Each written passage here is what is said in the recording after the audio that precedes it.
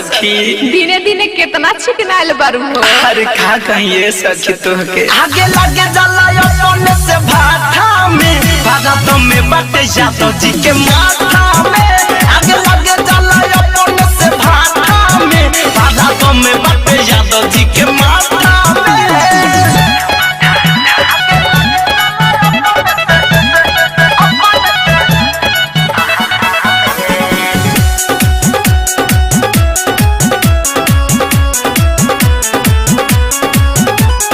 ससुरा में सुख बड़ा मिलता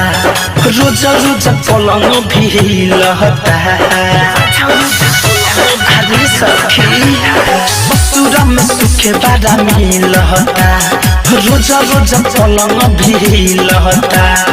दिन पर दिन गोदाता देहिया गगरी जवनिया के डोलता याद नहीं आवे मोरा यार के कमी नहीं होला कोनो प्यार के मिले लगा सवाद पियला पे सखी खाता हमें अरे पाउच वाला अरे ना हो सकी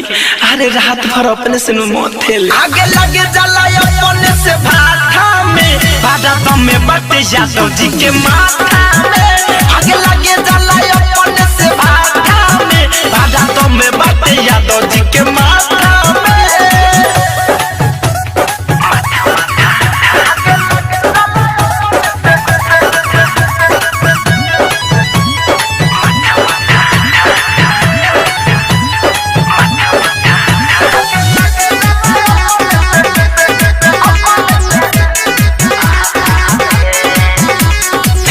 नहीं केहू से खोली हो